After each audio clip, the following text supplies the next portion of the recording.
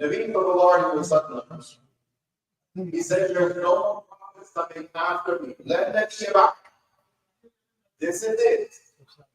Khatam al-Nabiyyin, the seal of the prophets. There's no more. This is it. This is the final show, the final act of humanity, if you will, on the stage of this dunya. This is the last chapter. There are no more chapters after this in the book of humanity. So what we are experiencing during this very short time period that we are alive on this earth is our portion of the experience of the end. If you have anything else in your mind regarding this dunya and humanity, it will lead you to erroneous conclusions. It will mess up your priorities in life. It'll mess up your decision-making process, because the understanding is that this is all going to last. And it is not. It is finite. It is not infinite. The false conclusion is also in part based on, here it is, karahat al-maut, disdain for death. One of the things in the classical text that you will find, and it is articulated in a variety of ways. But watch this. This is the insanity of human beings. Do you believe you're going to die? Yes. Is there anybody who doesn't believe that they're going to die? Do you believe that it could happen right now? Right? These are, you're hearing me, and it's like, brother, these questions, this is common sense, right? This is basics. Of course, this is a possibility. Allah does whatever He wants. Ma sha Allah can, wa ma lam yasha lam yakun, wa la hawla wa la quwwata illa billah. That's all there is to it, brother. So yes, I am going to die, and yes, it is possible that it could happen right now. I don't have a guarantee for life in this very moment. Every moment, blessing from Allah. Now answer this question. Are you living like you're going to die?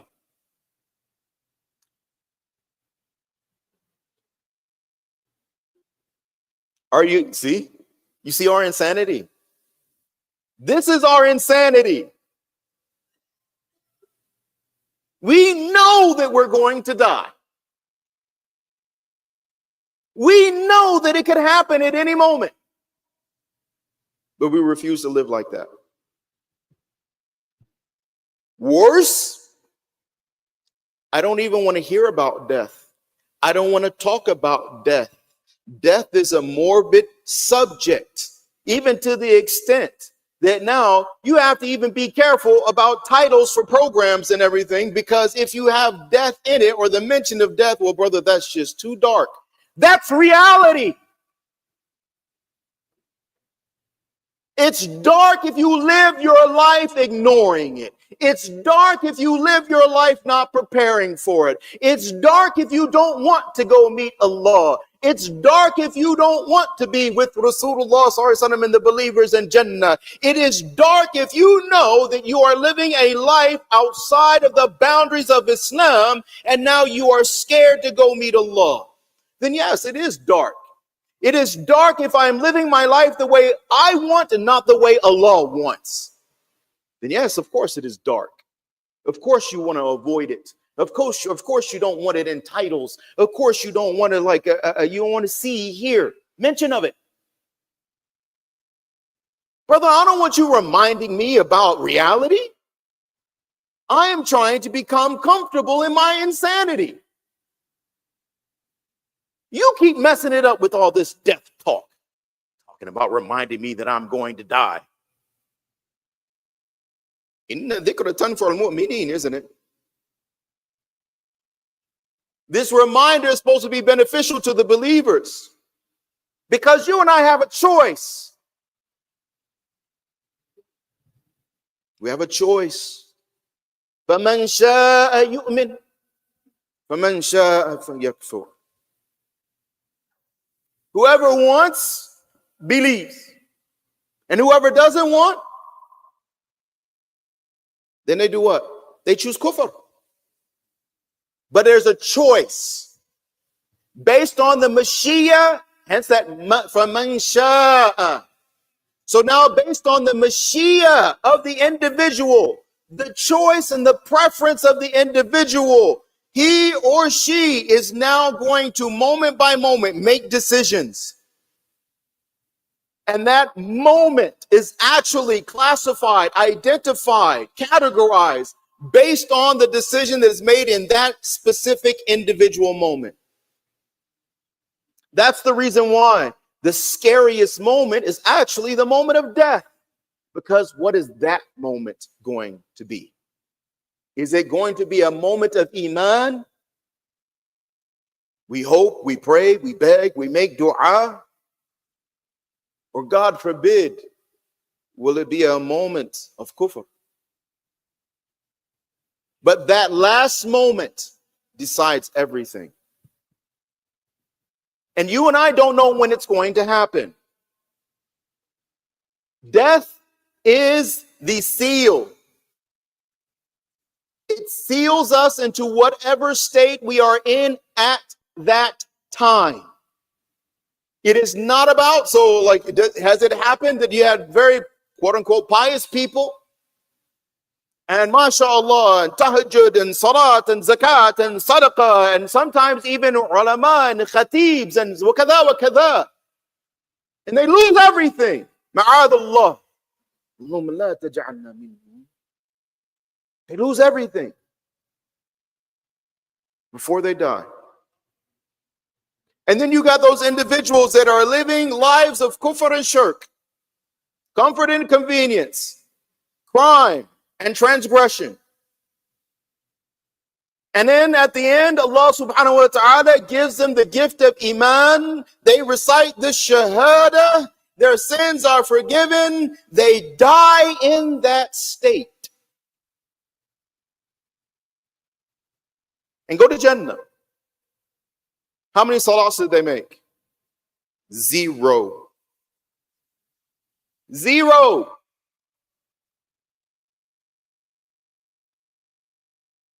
Were there Sahaba? Because Allah mentions all of it. Radiyallahu anhum wa radu anhum. All of them together. Allah is pleased with all of them. Were there Sahaba that made no salah? That didn't pay zakat? Didn't fast during Ramadan?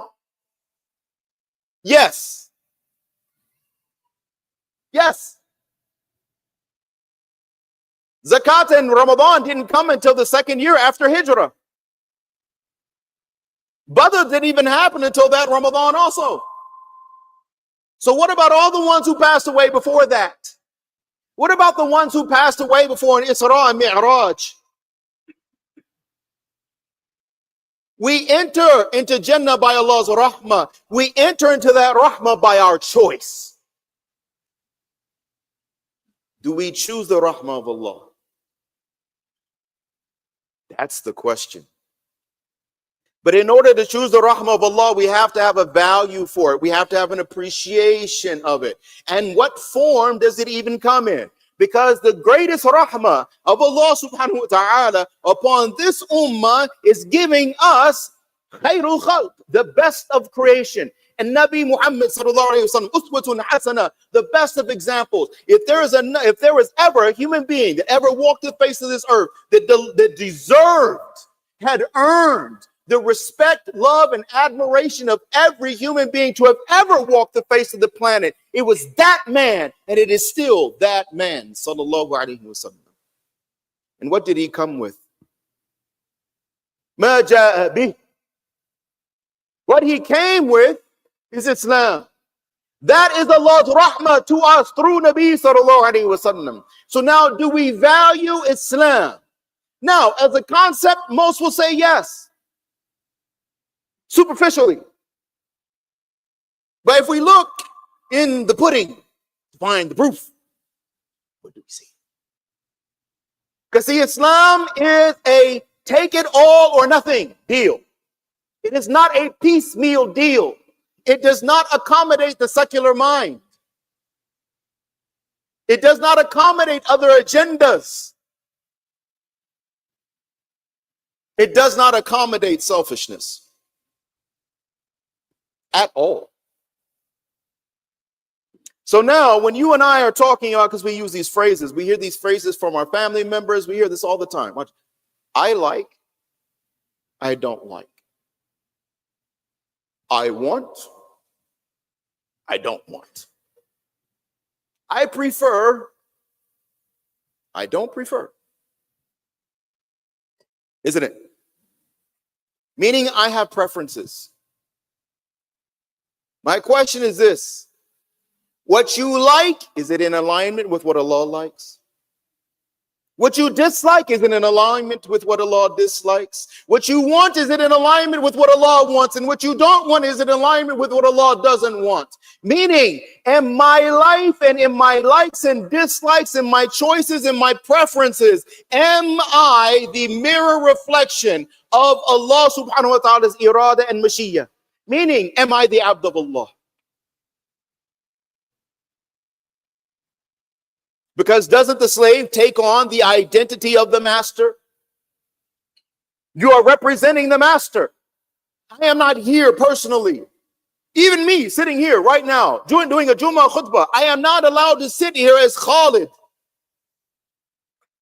I have to sit here as the abd of Allah.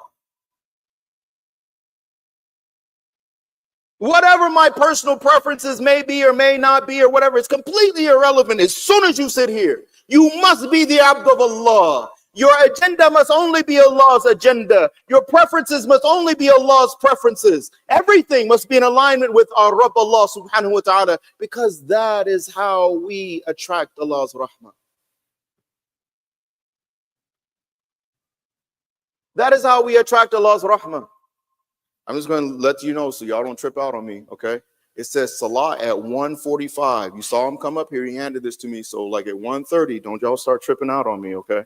I'm finding out just now myself. So you just got, both of us, all of us, we just got an extension, okay? Announcement was that you were here. I was not, okay? Just want to let you know. So don't come in like, Shaykh, you know, this way too late. I have like this, you know, this is not a correct, it's not my fault, okay? You see the little card. Don't come chasing me down in the parking lot. Brothers be irate. Woo-wee. SubhanAllah. Okay. Anyway. So when you and I, when we're talking about now having a value for Islam, we have to have a value for what Allah likes and what Allah dislikes, isn't it? Now here's the question. How do you find that out? Do you know? Or as our teachers taught us, have you learned? Because see now, what was the most valuable thing to Nabi sallallahu alayhi wa sallam? What was his inheritance? Ilm, knowledge. It is the only thing that he passed down. It's the thing that was precious to him. Is it precious to us? It was for the Sahaba, you see, they loved the knowledge because it was the knowledge of truth and reality. They had an appreciation for it. They had a value for it. They didn't just want to learn it. They wanted it in their lives. They wanted to embrace it, and they wanted Islam to embrace them. They weren't happy with concepts. They weren't happy with generalizations. They weren't happy with ambiguity. They wanted clarity in their lives. And they saw that through Islam, you receive, and only through Islam, you receive the necessary clarity to reach your true potential as a human being. You can't find it anywhere else. So the question is, if I don't know my deen, then I do not know what Allah likes and dislikes. And if I do not know what Allah likes and dislikes, then how am I going to bring my likes and dislikes in accordance and alignment with Allah, my Rabb, as his abd? Isn't it? Basically, how can I, because remember we started out, for those who just arrived, we went ahead and clarified how insane we are right from the very beginning. Everybody agreed. They believe that they're going to die. And then everybody agreed. They believe that it can happen at any moment, even this moment. At the same time, everybody agreed. Are you living your life based on that reality? And everybody agrees no. That's our insanity. Second proof of our insanity. We are saying, because you ask any Muslim, like, why are you doing this? Because I want the pleasure of Allah.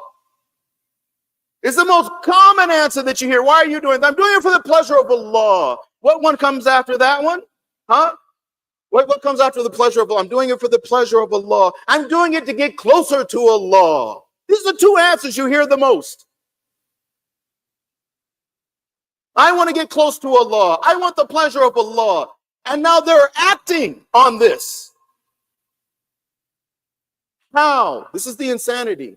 How in the world can I be saying that I am sincerely trying to acquire the pleasure of Allah and trying to get closer to Allah if I am doing so in ignorance of what Allah wants and doesn't want, what Allah likes and what Allah dislikes, what will actually bring the pleasure itself, as well as what will bring Allah's anger? How can I make a claim if I do not have that knowledge? How can I make a claim of truly wanting the pleasure of Allah if I am not willing to make the effort and the sacrifice to acquire that knowledge? How can I make a claim at wanting to be close to Allah when I don't have time for Allah? Brother, I'm busy. I got to work. I got this family thing. I got to go to a dawah. I got an invitation for this. My son has got a basketball game. My daughter's got a recital. This and that. Okay, fine. But guess what? It's all going to come to an end. And that same daughter and that same son and your same family members, they will not want anything to do with you on Yawm al-Qiyamah, nor you with them. So while you're busy distracting each other, preoccupying each other, taking each other into states and stages of ghafla, obliviousness, truth and reality do not cease to exist while we are caught up in fantasy and delusion.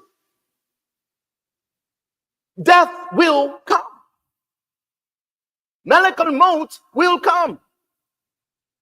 Upon the amr of Allah, upon the order of Allah, Malak al-Maut, the angel of death, will come. Some hadith even go so far as to say that the angel of death actually comes and visits our homes on a daily basis to give a reminder to the inhabitants of the house that your time is coming, prepare. Every time you hear the adhan, you think it's calling you to salah, but it says after, hayya ala salah. What comes after that? Hayya ala al-falah. My beautiful brothers, when is success granted?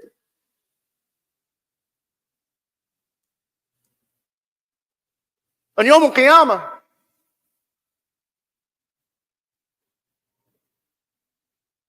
So we're actually being called towards what success? Jannah. Death. That meeting with Allah subhanahu wa ta'ala. That's the reason why. Think about it. We're being called to salah. What do we do? Even Jummah. فَاسْعَ إِلَى ذِكْرِ اللَّهِ. Leave off the dunya. And do what? Come remember your death. Leave off your distractions and come into the remembrance of Allah. Leave off your sins and come into Allah's rahmah and maghfirah. Why? Because you're dying. And you need each other. I need you and you need each other. None of us. Only a fool will think that you can survive in this dunya, even through this deen, by yourself. It's not designed that way. It's not intended to function that way. You and I are supposed to be a single unit. I had a discussion with a community member from here last week. I'll tell you exactly. I said, brother, the community is actually a few dozen families. He looked at me shocked. I said, the community is a few dozen families, man. That's what the community is. He says, no, there's thousands. Beloved, the word community, you ever looked at the word? Common unity. Do you see common unity? With all the ethnic nonsense and the nationalistic nonsense, and then there's the Dunyawi social class nonsense, and then you got the academic nonsense, right? Then you got the racial nonsense, then you got the linguistic nonsense, which is all supposed to be obliterated by this deen from our hearts and our minds. That's what the knowledge of Islam does. That's what the experience of practicing Islam actually does for us. It wipes all of this garbage from our hearts and our minds. Is it wiped? Have we applied the deen? Have we learned the deen, then applied the deen, so we experience the deen, so these things have become wiped from our hearts? That's why we don't see common unity. That's the reason why there's so much mistrust amongst us, even in terms of business dealings. It's sad that a Muslim will say that I would prefer to do business with a non-Muslim because at least I will trust them to be professional and to keep the terms of the contract. I can rely on them to actually do what they say they're going to do. That is a horrible thing for us to say. It's not one of those things where we should be able to say that or feel that or know that this sentiment exists within our communities and we should be comfortable with it. That is an indication that there is a horrible problem that exists amongst us. Because think about it, brothers, if I can't trust you, who can I trust? You're my brothers. I'm telling you, assalamu alaikum. And when I tell you salams, قال النبي صلى الله عليه وسلم المسلم من سلم المسلمون من لسانه ويده أو كما قال عليه الصلاة والسلام. The Muslim is the one that now other Muslims are safe from two things, his actions and his words. When you and I are giving each other salams, I'm telling you, I'm your brother, I love you, we have common unity, we're in this together. You and I both want what Allah wants. You don't have an agenda, I don't have an agenda. We have Allah's agenda, that's our Rabb.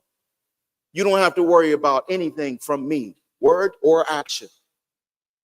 I'm not going to hurt you. I'm not going to harm you because you are me and I am you. Do you feel that? I had to tell her brother, I said, converts often and black people, these two, black people and converts. Black people, doesn't matter where they're from. Converts, it's a mixed bag. Their hearts get broken when they don't receive Raddu Salam. They're returning the salams. So they go and it's their first time in the masjid or second time or whatever, they're unfamiliar, they're shy, they're scared, they're in an unfamiliar place, they feel alien, right? They feel like they don't belong. And, it's like, then you're giving your broken salams like, assalamu alaikum, whatever, right? You're trying, like, I want to integrate into the community. I'm one of you, right? He gives salams, and then now the brother, and it breaks their hearts. I kid you not, I've had grown men come to me in tears. Grown men, big guys, right? In tears. Like, what kind of Islam is this? The Muslims won't even give me salams, like, whoa, brother, hold on. Don't go so far. Don't go so far. You received a blessing. You received a blessing. Allah made it so that person couldn't lie to you. You know why they didn't return your salams? Because you're not safe from them. If he would have gave you salams, it would have been a lie. But he didn't lie to you. And now you know what you're dealing with. Don't look at it as a bad thing. Look at it as a good thing. Allah is letting you know exactly what you're dealing with. So now don't get disturbed. Make shukr to Allah.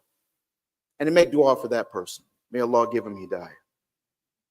Right? We don't want anybody to end in a bad situation. If you see somebody's in a bad situation to the point that they can't even tell another Muslim, assalamu alaikum, and actually mean it, brother, your situation is horrific.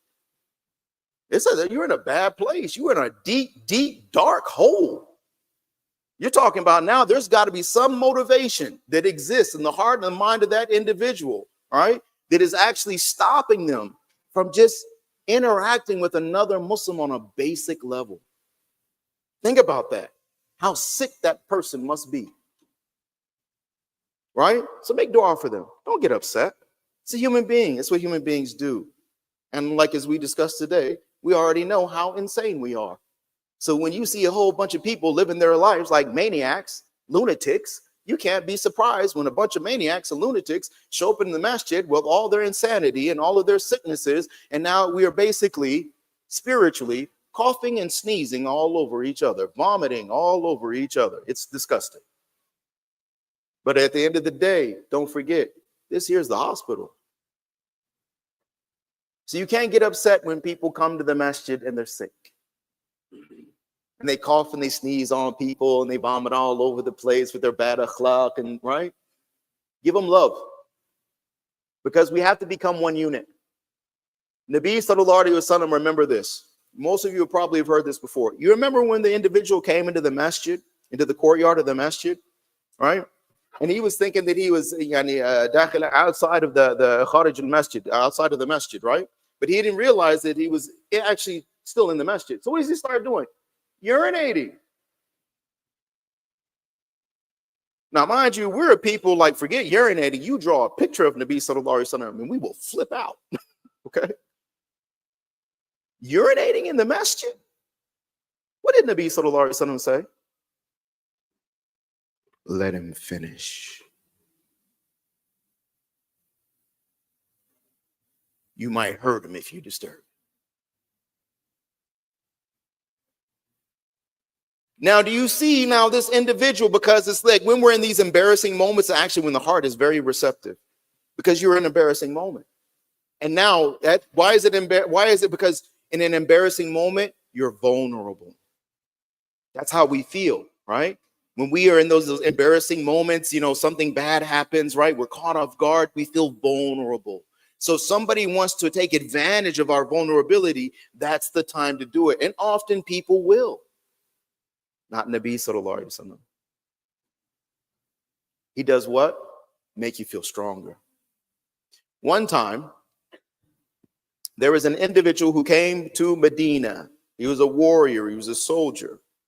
And he's asking about this Muhammad. So he's asking questions about Islam.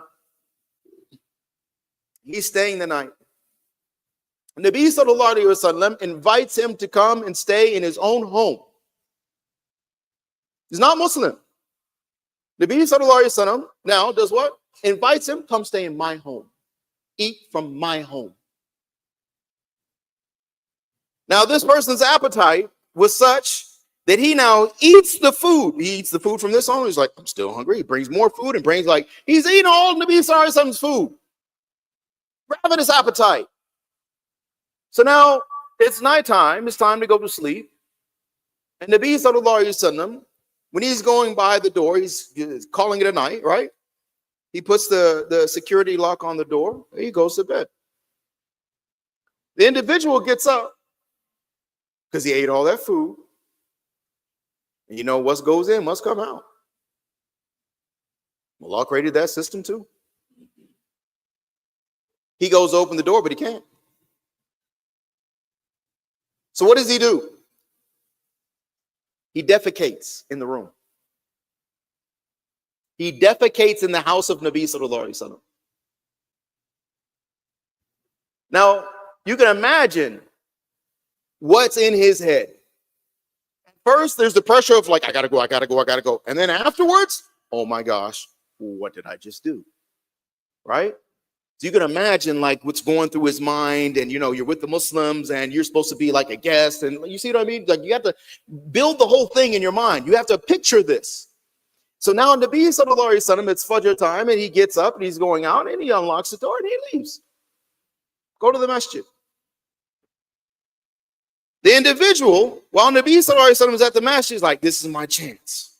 I got to get out of here, right? Before he comes back and sees what I did, right? The escape plan. So he takes off, gets on his horse, rides off, right? Everybody else making Fajr Salah. Until he gets down the road and realized he left his sword. Uh-oh. You're a warrior. You're a soldier. Leaving your sword is like leaving your left leg. It's not something that you just like, I'll get another one. No. So now he's got to go back. So he goes back. And you can imagine, like, okay, Salat's over now, and I'm gonna have to go back. Plus, I left, so now I got the mess that I left in there. Plus, I left, and now I'm coming back because I got to pick up my property. Poor guy. Okay, you can imagine the level of embarrassment and like what he's going through, right? The consternation, the stress, the anxiety that he's dealing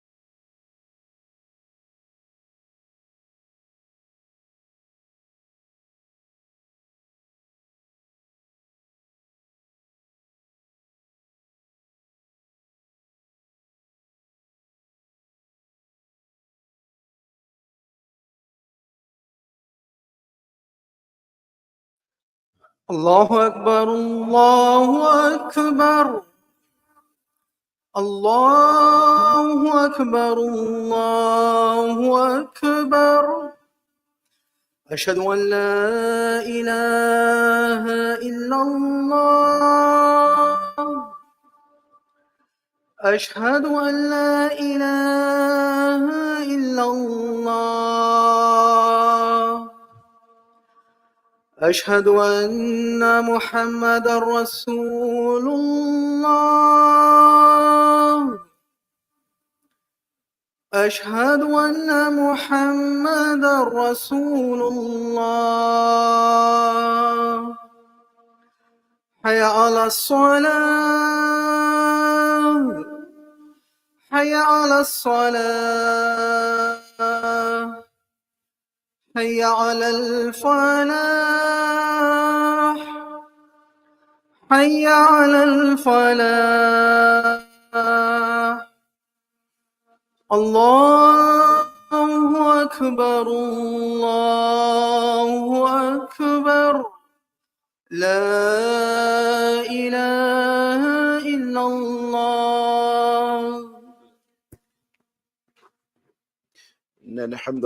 إن الحمد لله نحمده ونستعينه ونستغفره ونؤمن به ونتوكل عليه ونعوذ بالله من شرور أنفسنا ومن سيئات أعمالنا من يهد الله فلا مضل له ومن يضلل فلا هادي له وأشهد أن لا إله إلا الله وحده لا شريك له وأشهد أن محمدا عبده ورسوله أرسله بالحق بشيرا ونذيرا بين يدي الساعة من يطيع الله ورسوله فقد رشد وما يعصم فقد غوى بعد أعوذ بالله من الشيطان الرجيم بسم الله الرحمن الرحيم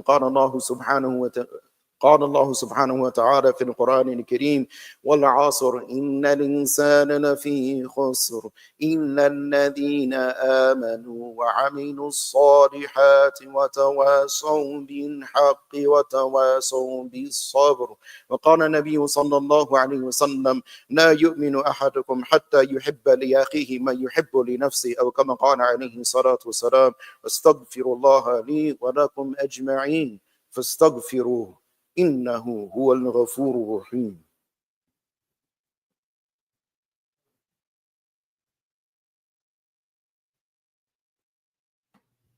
إن الحمد لله نحمده ونستعينه ونستهديه ونشكره ونعوذ بالله من شرور أنفسنا ومن سيئات أعمالنا من يهد الله فلا مضل له ومن يضلل فلا هادي له وأشهد أن لا إله إلا الله وحده لا شريك له وأشهد أن محمدا عبده ورسوله قال الله سبحانه وتعالى إن الله وملائكته يصلون على النبي يا أيها الذين آمنوا صلوا عليه وسلموا تسليما اللهم صل وسلم وبارك على سيدنا محمد عبدك وحبيبك ورسولك النبي الأمي وعلى آله وأزواجه وذرياته وصحبه أجمعين اللهم اغفر لنا وللمؤمنين والمؤمنات والمسلمين والمسلمات الأحياء منهم والأموات ربنا آتنا في الدنيا حسنة وفي الآخرة حسنة وقنا عذاب النار اللهم أعنا على ذكرك وشكرك وحسن عبادتك ربنا اغفر لنا ذنوبنا وإسرافنا في أمرنا وثبت قدامنا وانصرنا على القوم الكافرين اللهم إنك عفو تحب العفو فاعف عنا يا كريم اللهم إنا نسألك العفو والعافية والمعافاة ونسألك من فضلك هذا الفضل العظيم عباد الله رحمكم الله إن الله يأمر بالعدل والإحسان وإيتاء ذي القربى وينهى عن الفحشاء والمنكر والبغي يعظكم لعلكم تذكرون وأقيموا الصلاة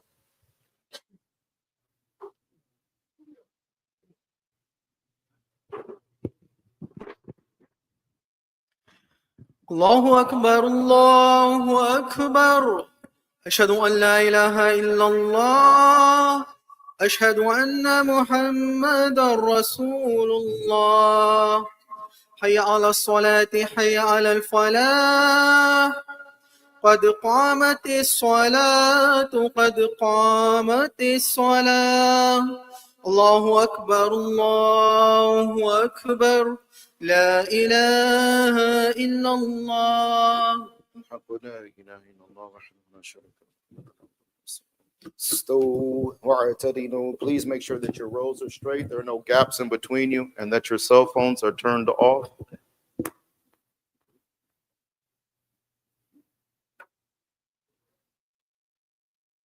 Allahu Akbar.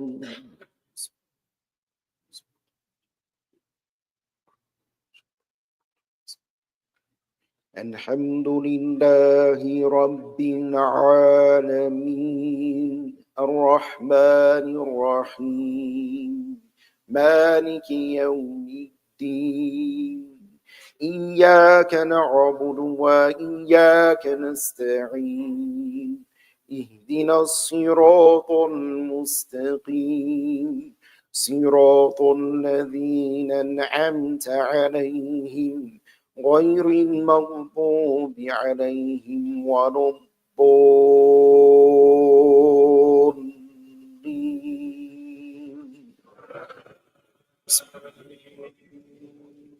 والله الذي لا إله إلا هو عالم الغيب والشهادة هو الرحمن الرحيم. والله الذي لا إله إلا هو الملك القدوس السلام المؤمن المهيمن العزيز الجبار المتكبر سبحان الله عما يشركون. هو الله الخالق البارئ المصور له الأسماء الحسنى يسبحونه ما في السماوات والأرض وهو العزيز الحكيم. الله أكبر.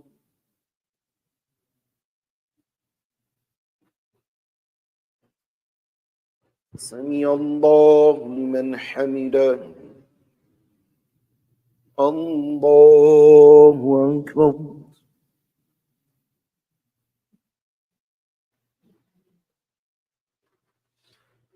الله أكبر.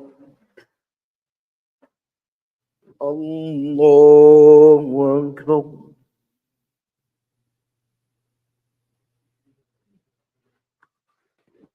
الله أكبر.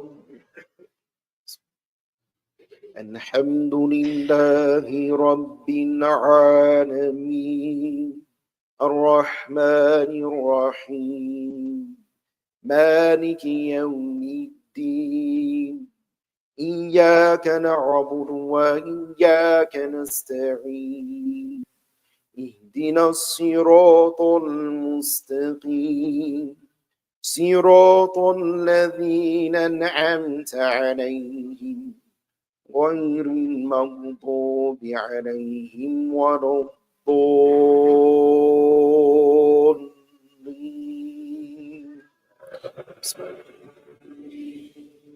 أنهاكم التكاثر حتى زرتم المقابر كلا سوف تعلمون ثم كلا سوف تعلمون كلا لو تعلمون علم اليقين لترون الجحيم ثم لترونها عين اليقين ثم لتسألن يومئذ عن النعيم. الله أكبر.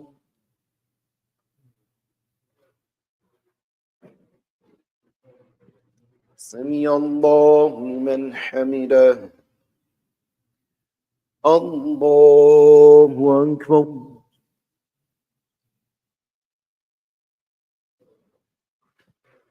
الله أكبر.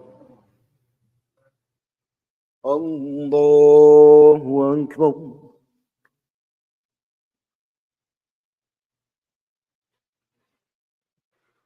الله أكبر.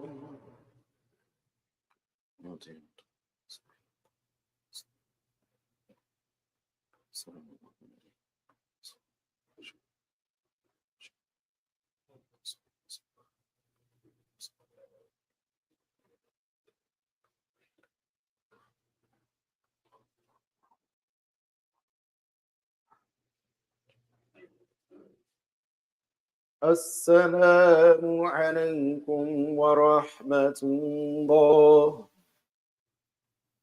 السلام عليكم ورحمة الله. الله الله الله استغفر الله استغفر الله استغفر الله العظيم الذي لا إله إلا هو الحي القيوم وأتوب إليه. اللهم أنت السلام ومنك السلام تبارك يا ذا الجلال والإكرام. Please make dua for the Shifa of Ansar Durrani, Shahida Khanum, Aqila Akhtar, Dilshad Akhtar, Faizan Akram, Kamaran Akram, Huda Noor, Sayyid Faiq Ali, Sayyid Hamdan Ali, Ahmed Qamr Siddiqi, Nighat Ali, and Sister Fragin. Also, please make dua for all the Muslims who have passed away. Allah subhanahu wa ta'ala soon will make us from amongst them. And may Allah ta'ala put it in the hearts of the generations that come after us to make dua for our forgiveness and our maghfirah as well. اللهم صل وسلم وبارك على سيدنا محمد عبدك وحبيبك ورسولك النبي الأمي. اللهم اغفر لنا وللمؤمنين والمؤمنات والمسلمين والمسلمات الأحياء منهم والأموات. اللهم لا عيش إلا عيش آخرة. اللهم إنا نسألك حسن الخاتمة. اللهم بارك لنا في الموت وفيما بعد الموت. اللهم لا سهل إلا ما جعلته سهلا وأنت تجعل الحزن إذا شئت سهلا. اللهم شفيهم المرضى في قلوبنا يا أرحم الراحمين. اللهم تقبل منا أجمعين. اللهم إنا نسألك العفو والعافية والمعافاة ونسألك من فضلك هذا الفضل العظيم. صلى الله تعالى على خير خلقه سيدنا محمد وعلى آله وصحبه أجمعين. سبحان ربك رب العزة عما يصفون وسلام على المرسلين والحمد لله رب العالمين برحمتك نستغيث.